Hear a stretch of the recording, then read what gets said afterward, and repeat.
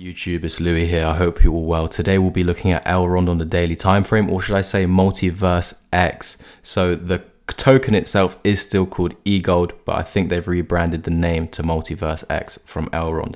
Now, taking a look at Egld on the daily time frame, we can see that we did actually lose that $45 support.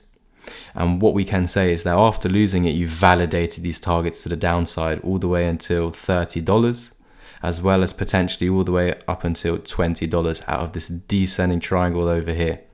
So although this could have been an inverse head and shoulders, which we were screaming for ever since we broke out and invalidated the descending triangle, you can see if I zoom in, there are multiple times where we actually should have lost $45, this higher low.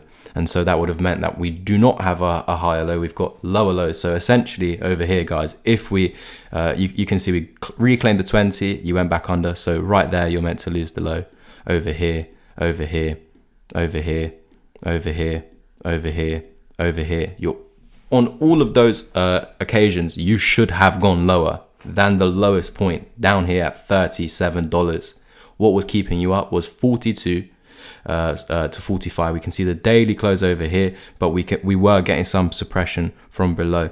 I've drawn the green box above from 45 to 50, as there was some support at 50 on multiple occasions. We can see over here, as well as resistance. Even when we're coming back up into this, you can see it is resistance. So although it looks like we're reclaiming it, guys, there's a lot of work to do. We'll talk about this. I hope you do enjoy today's update. Let's try and smash 50 likes on this. Do check out the channel memberships. This will, if you do take action on the loyalty plus, this will bring you up in the comments. So I don't have to go through all the bot comments. There's so many bot comments, there's so many awful comments, but there's a majority, of course, amazing comments. There's just so many that if you want priority replies or chart requests, do take up the memberships. Now, if we're continuing with Elrond, I'm going to have to essentially make this red until we're actually completely above the box. So you can see we have a wick right here. Although it looks like we've reclaimed $45 and it looks like today we're trying to confirm it as support right here. The next step is to actually break above this wick where the top of the red box is, around 48, 49, yeah, $49 exactly. If we get the close above $49, then yeah, we're at least going to pump back into this gold box. Remember back here, I was telling you guys, we cannot lose this gold box, otherwise it's back down to here with a bigger risk of losing $45. This level was keeping you bullish, as I showed you on all those attempts where it should have lost the low. So by holding it, you are not allowing this bearish scenario to happen. We broke out to the bullish, bullish, which means we should not be seeing $20. We should not be seeing $30. We confirmed a daily bullish cross, which is amazing. I was just waiting for this gold box I was telling you guys to be broken for us to validate these $100+ targets. We actually had $100 valid because the inverse head and shoulders pattern had broken out and was back tested right here. It was so beautiful. So with that back test, we can't lose it going forward. I was warning you guys. And so all we need to do, run into the resistance, reject it, confirm either the bullish cross as support again, or just hold that wick low. If we had bounced it and actually gone back above this gold box, everything would have been fine for the continuation to the $100 target, as we had kept $100 valid. But of course, this FTX scandal is what has pushed us below the bullish cross, forcing that to flip over into a bearish cross. This means that we should expect any pumps, just pumps into resistance. So that is exactly why I've had to change this green box and green line into a red box and a red line. Even if we were to get above this red box, I would make it green again, meaning that it is support. However, you're just going to run into other resistances. Again, you've just formed a bearish cross. So even if you pump into the bearish cross, guys, it's resistance. Just like we got above the bearish EMAs, flipping them bullish. So now we've got a bullish cross. We're going to bounce off them. So the same thing over here, we're going to bounce off them and continue instead of this uptrend, which we saw, the downtrend now. Again, we would have seen continuation upwards. We did have our bottom if it weren't for this absolute scandal in the last few days. You've seen today that FTX US, and Alameda Research, and all the companies to do with it filed for bankruptcy in the last hour or so. So yeah, it's crazy times. It's like the Wild West out here in crypto. I feel so sorry for anyone that was involved in FTX. Me personally, how I viewed the market was in the bull run, I wanted to only invest in coins had already known for years. So that's why I stuck with the coins that I had. But there's not much else to say, guys, other than the only way to flip this bullish is to get back above $60 all the way up here, because this is where our capitulation began. So until we're above that, technically, look where the wick is, all the way up at 65. We have to wait until we're above 65.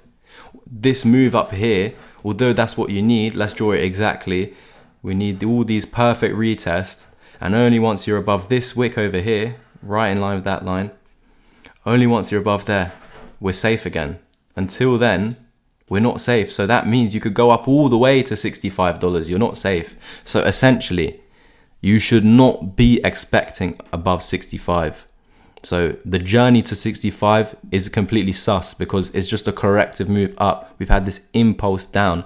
Any move up is corrective to continue lower to these lower down targets. We bounced off the 1.272, which is a nice sign because it's in line with this daily candle closer over here. So you weren't closing below that, which is good. That's why we're getting this bounce. But unfortunately, for me personally, all you're doing is bouncing where into once was support, now into resistance. So that is the risk, that because this is resistance, we should fall to the floor. And if we're losing the 1.272, we're going to head to our 1618 target. That is going to serve as a local bottom. But again, what you'd need to do is then reclaim all these levels. And if you fail to do so, eventually you'll just fail to keep going up and roll over again. I'll be here every single day along the way. So whatever the moves are, I'll let you guys know. Again, yes, I said this move here would be a miracle. If it were to happen, I'll be the first to let you know. But in my personal opinion, because we have this bearish cross now, and I just don't believe that this situation is only going to last 2-3 days. Come on, guys. This is going to last much longer. This got real permanent, scars. It's going to leave scars, isn't it? Permanent damage to crypto.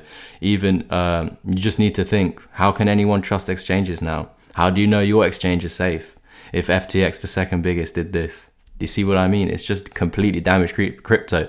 Even if I'm having doubts about what's safe or not, and I've been here for 4 years, imagine someone that's not in crypto whatsoever. Why would they want to get into crypto? So you need to look at this like an outsider, guys. This is really damaged crypto, and so that's why I'm not expecting upside. We've made a lower low, lower than the higher low, and so essentially we should just get this downtrend continuation. The unexpected move, what should not happen, is this move up. If it happens, that literally is a miracle. That's what I'm trying to explain, guys. But it's not what should be expected. If it happens, amazing, but I'm not expecting it. I would react to it. Of course, if you're retesting this as support, amazing, that's your buy signal. But until then, I'm not buying until lower price targets. And yeah, again, guys, look how long we were here for. We had our bottom. It had to go and be ruined. What's there to say that when we get our new bottom, it could be ruined again? Let's see going forward what's going to happen. Miners still need to capitulate, because I think that for the first time in 5 years, the other day, Bitcoin mining became unprofitable. The electricity costs costing more than actual profits being made from mining it. So yeah, crazy times in the wild west of crypto. I'll catch you guys in the next one. Please do check out the channel memberships. Do grab some.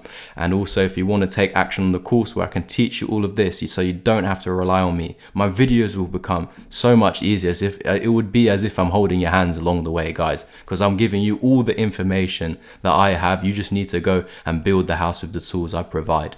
And you will also be in my chat as well, with any insights on the market that I have. More personal insights on the market that I have with what I'm personally doing.